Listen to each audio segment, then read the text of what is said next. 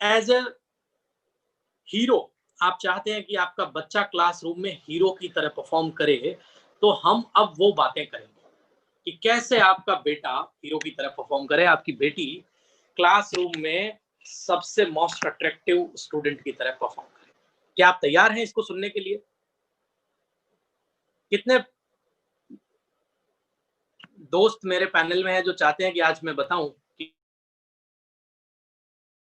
फटाफट फटाफट मुझे टाइप करें कि सर यस। क्या बात, क्या बात। सब लोग तैयार हैं एकदम। बच्चे को आप चाहते हैं कि सुपर हीरो बना दें। बहुत बहुत धन्यवाद। आपको पहली बात जो बहुत महत्वपूर्ण है, मैं आज आपको 5 बातें बताने वाला हूं। कितनी? 5। और इन 5 ही बातों में इट इज क्लियर, बिल्कुल क्लियर करने वाला हूं कि कैसे आपका बच्चा नॉर्मल स्टूडेंट से हीरो बन जाएगा क्लासरूम में। पहला काम है task management. School, university, institution में पढ़ रहा है, उसको एक हैबिट डलवाइए कि बेटा आज सुबह जब आप उठे हो, उठने के बाद आज के टास्क को लेके आपको एक टास्क टेबल बनानी है। इस टेबल में आज आप 15 मिनट साइंस पढ़ोगे तो 15 मिनट ही लिख दो, जरूरी नहीं 1.5 घंटा लिखो। और 30 मिनट आप मैथ्स पढ़ने वाले हो तो 30 मिनट ही लिखो, और मैथ्स में आज क्या पढ़ने वाले हो या क्या आपको आज करना है वो लिख लो। और वो आपका टास्क है आज, और वो टास्क आज के दिन में ही आपको पूरा करना है, उसका टाइम डालना। और आज के दिन में आपने चाहे 45 मिनट का टास्क मैनेजमेंट बनाया है या 3 घंटे का, या आप आईएएस की प्रिपरेशन कर रहे हैं तो 8 घंटे का बनाया है। टास्क मैनेजमेंट एवरी डे उठने के बाद जरूरी है, जो आज कोई भी बच्चे के पास नहीं है। इसी वजह से वो क्लासरूम में हीरो की तरह परफॉर्म नहीं करता है, जीरो की तरह परफॉर्म करता है, क्योंकि उसको पता ही नहीं है उसको आज करना क्या है, किस चीज को कितना लर्न करना है, कैसे लर्न करना है, कौन। बस कुछ हो रहा है तो हो रहा है, क्लास चल रही है तो चल रही है, जूम के सामने आके बैठना है तो बैठना है, टीचर बोल रही है कि तेरा कैमरा बंद क्यों है तो ओपन कर लेना है। बस 9 बजे से लेके 12 बजे तक मुझे उनकी जो भाषणबाजी है उसको सुनना है। तो ये टास्क मैनेजमेंट का अभाव है हमारे बच्चों में।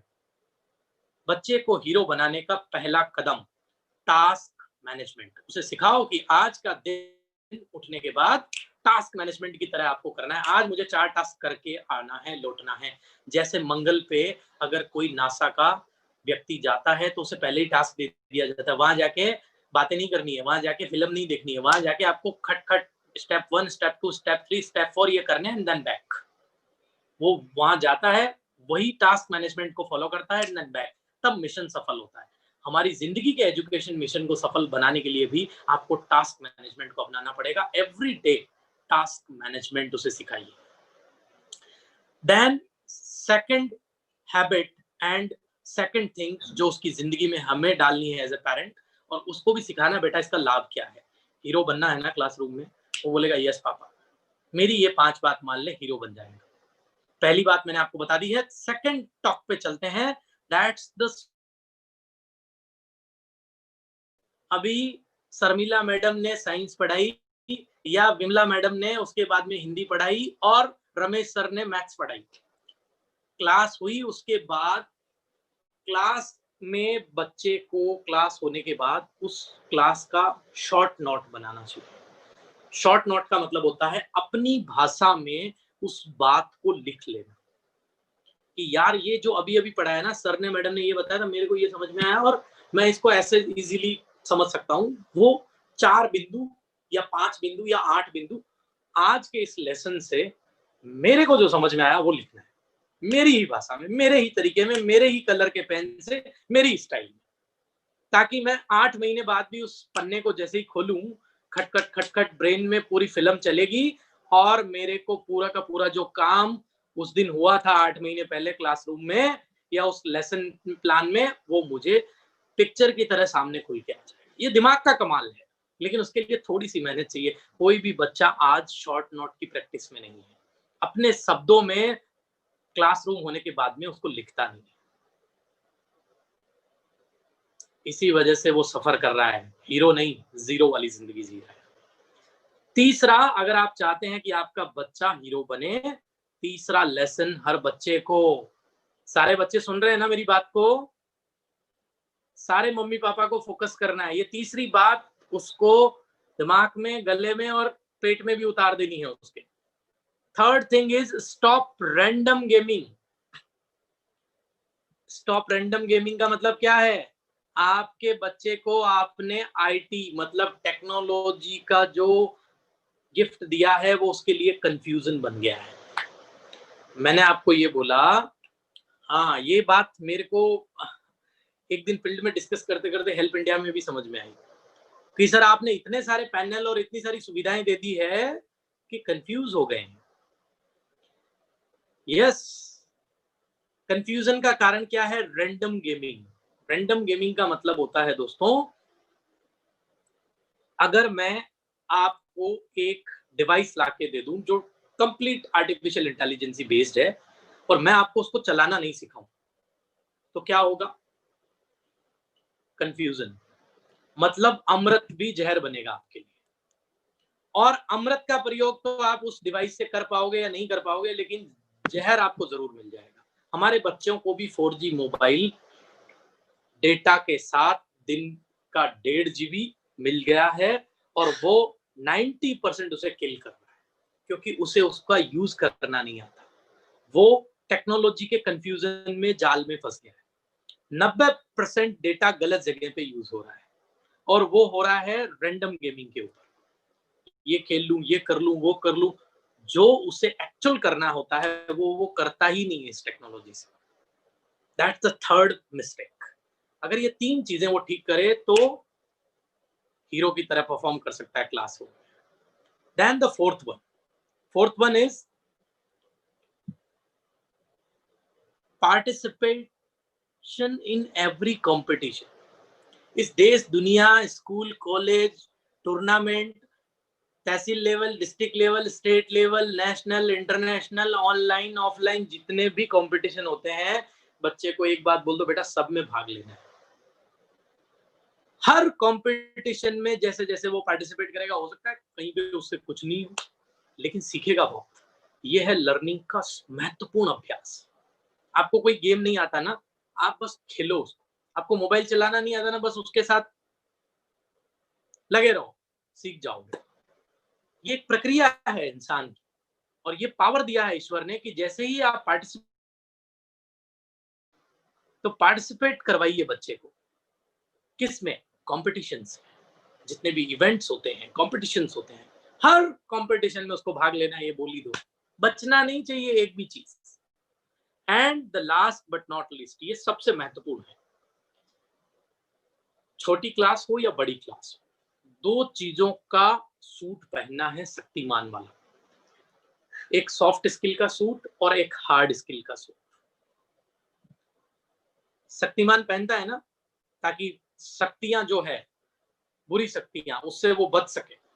आपका बच्चा भी 21वीं सदी की बुरी चीजों से कैसे बच सकता है या वो कैसे पार पा सकता है इस दुनिया को, उसके लिए मैं आपको सॉफ्ट स्किल और हार्ड स्किल का जो गेम है, सबसे पहले मैं आपको सॉफ्ट स्किल के बारे में थोड़ा बता दूं।